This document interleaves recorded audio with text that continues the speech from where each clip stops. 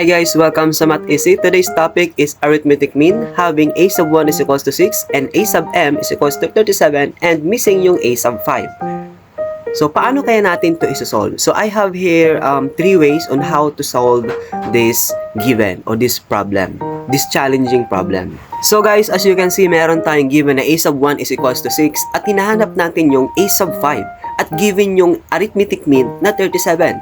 So meaning to say, yung arithmetic mean na 37 is in between a sub 1 and a sub 5.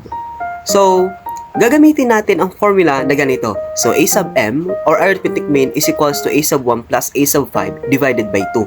Ngayon, gagawin natin dito is magsasubstitute lang tayo ng given para makuha natin yung a sub 5. So, a sub m is equals to 37 and a sub 1 is equals to 6 plus a sub 5 over 2. Ngayon, magsisimplify lang tayo. So, gagawin natin dito is para matanggal yung ating denominator na 2 is we will multiply both side by 2. Pwede rin ganyan. Or just simply use this, or just simply gawin natin to, multiply natin yung denominator by 37. So, magkakaroon na tayo ng 37 times 2 is equals to 6 plus a sub 5. Nawala na yung denominator kasi napunta na siya doon sa part ng 37. So, i-multiply lang natin yan. 37 times 2 is 74 is equals to 6 plus a sub 5.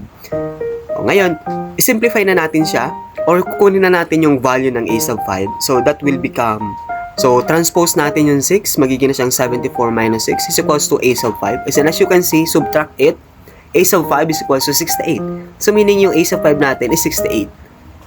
Ganun lang natin siya isa-solve. Yan yung method 1. So, dito naman guys, ipakita ko sa inyo yung method 2. So, para makuha natin yung 68 kanina, so, try natin kunin yung mga numbers or yung mga missing terms between 6 and 68. So, mathematics is very interesting if we have main ways on how to deal with one problem. So, ganito yung gagawin natin. So, since nawawala yung a sub 5 at meron tayong a sub m na 37, so meaning to say, sabi ko kanina, a sub m or 37 will be, should be in between of a sub 1 and a sub 5. So, ilagay na natin yung 37. At gagamitin natin itong mga details na to class para makuha natin yung mga terms hanggang a sub 5. Ngayon, ang tanong is, paano natin makukuha ang middle term ng 6 and 37? So, ngayon, kung napapansin nyo, this given is arithmetic sequence or arithmetic mean. Nasa arithmetic sequence tayo. Ngayon, ang gagawin natin para makuha natin yung gitna ng 6 and 37, gagamitin natin yung arithmetic mean formula. Na ang missing is isa lang between two terms. So, ang gagawin natin is a sub 1 plus a sub 3 divided by 2.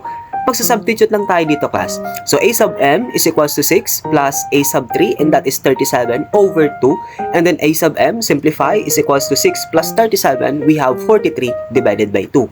And then, final answer natin is 43 divided by 2 is 21.5.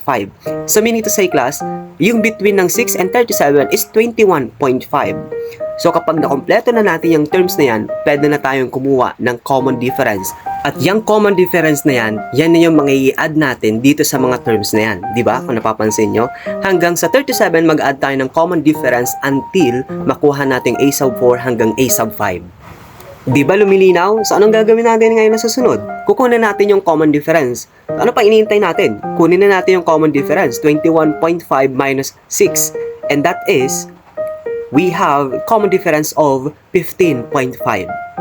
Ngayon, meron na tayong common difference, hindi na tayo mahihirapan, class, para makuha yung mga missing term until we get the a sub 5. Ngayon, class, meron na tayong common difference, di ba?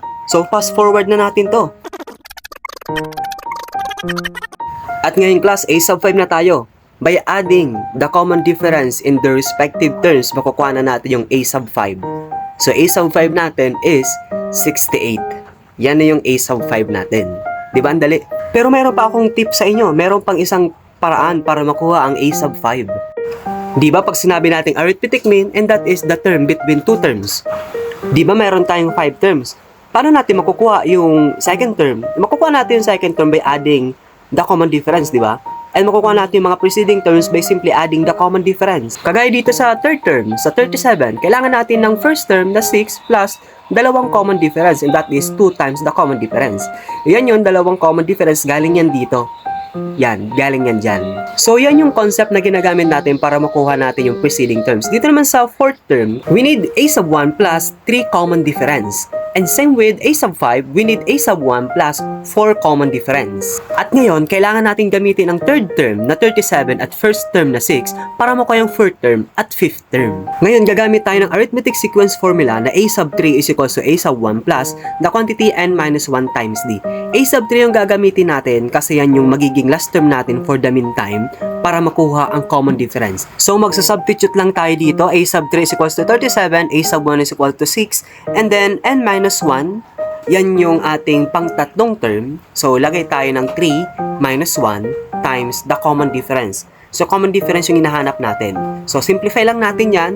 As you can see, meron na tayong 37 is equal to 6 plus 2d. And then, magta-transpose lang tayo. 6 magiging ng negative 6. Yun. At kung napapansin nyo, yung kabila is 2d na lang. So, simplify natin hanggang sa makuha natin yung common difference, and that is d is equals to 15.5. At nandito na tayo sa exciting part. Since nakuha na natin yung common difference, makukuha na din natin yung next na term sa 37. So, that will be a sub 4 is equals to 37 plus our common difference, which is 15.5. And mag-a-add lang tayo dyan. And it will give us as a sub 4 will now become, we have 52.5. Ayun, ilagay na natin siya after 37, and that is our a sub 4 or fourth term. Ngayon, pwede na natin kunin ang a sub 5. So, a sub 5 will now become 52.5 plus our common difference, 15.5. So, i-add lang natin yan.